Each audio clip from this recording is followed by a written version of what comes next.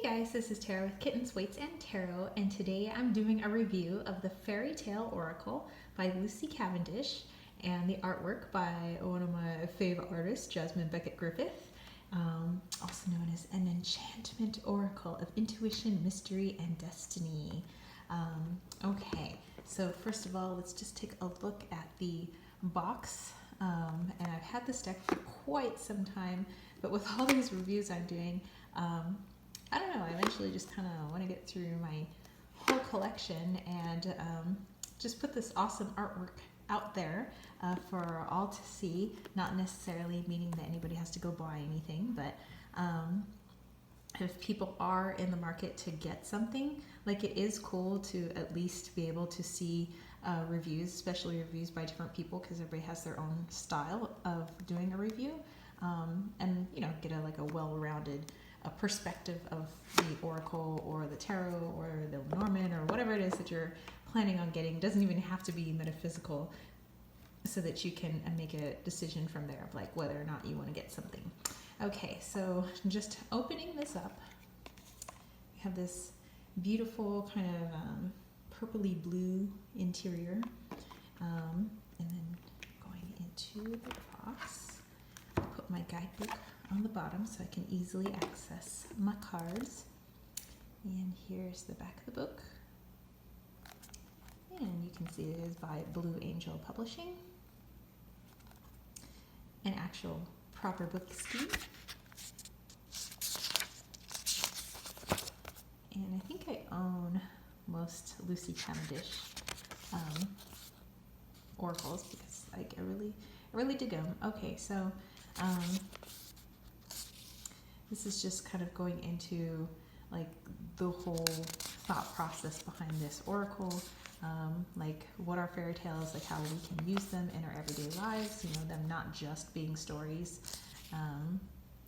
and the value of having, the darkness in fairy tales. Like if you think of Grimm's Brothers, fairy tales like Cinderella, pretty dark. Little Mermaid, really dark. Like, not the Disney versions. And you can learn something from them, though. So this just kind of goes into all of that. Then how to use your cards, how to ask questions. If you do reversals, different layouts you can do. The 3 times the charm spread, your basic Celtic cross. And then I have a little spread in here called the Happily Ever After spread. And then we have the 13 Moons forecast. Got your fairy cross. And then what to do if you're asking about somebody else. Okay, so then it goes right into the card messages. So let's say, I don't know, you grew up in a place where you're not familiar with the fairy tale Snow White. You have a little keyword here, which is also on the card. Gives a little snippet of it. There's a little quote from the story, and then it kind of goes into the theme of Snow White and the character and parts of the story that can help you in your own life, and then it goes into some meanings. And then that's how it is with the rest of them. And I actually don't know all these fairy tales, so I was appreciative of this guidebook to be able to help me out with them. And then it would make sense with like the question I had asked or the guidance I was looking for. Okay, and then that is it. Okay, so I'll put this back in here. And let's get to our cards.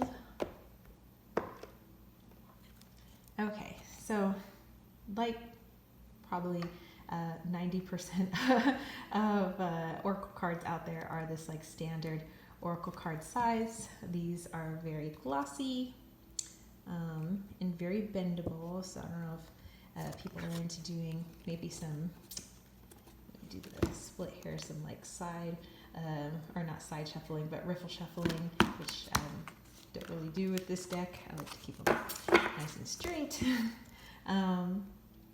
But yeah, it's actually got this beautiful design I want to show you guys. so lovely.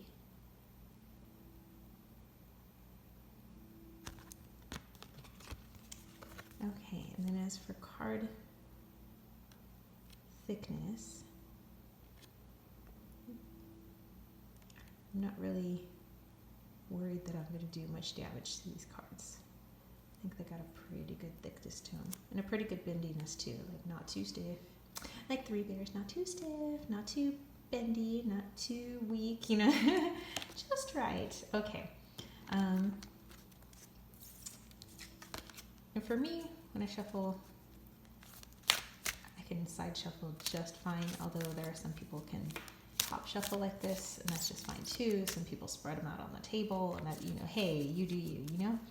Okay, so like I said, mostly this is just for the art, but hey, if you're looking to actually get this deck, then maybe this review might help you out, or at least being able to see all the cards. So we have the name of the fairy tale, and then we have a keyword that goes with it. What I like about Jasmine Becket Griffith's art is that it's very beautiful. It's very sweet. Here you got these like little pouty kids, but there's such a darkness to it. You know that there is darkness and there is innocence, and it's okay for innocence to also have darkness with it. Like that's just the balance of life. We have light, we have dark. If you have too much light, maybe you might never be able to see your shadow. And too much shadow without light, well then you can't see your shadow either. You're in complete darkness.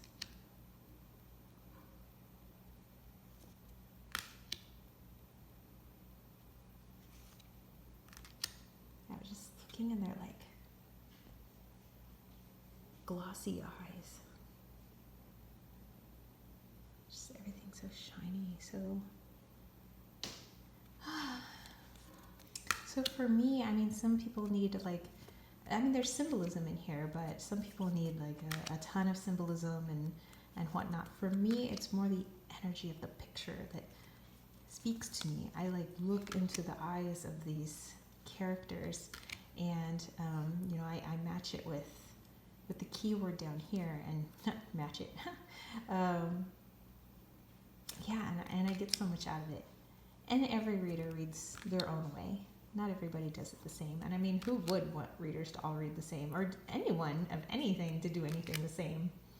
Because variety is the spice of life, and we wouldn't be able to learn new things about ourselves if everybody just did everything the same.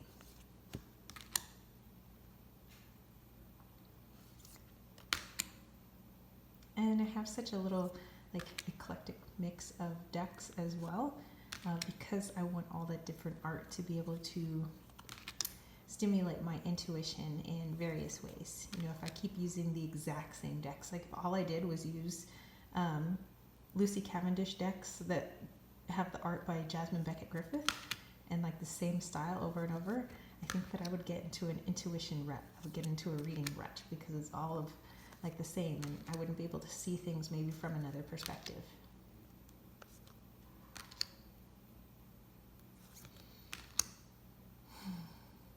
Although this one, the red shoes.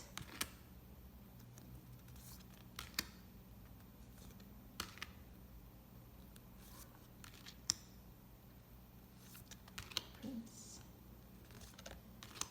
Oh. Verde Prato. Wounds. Okay.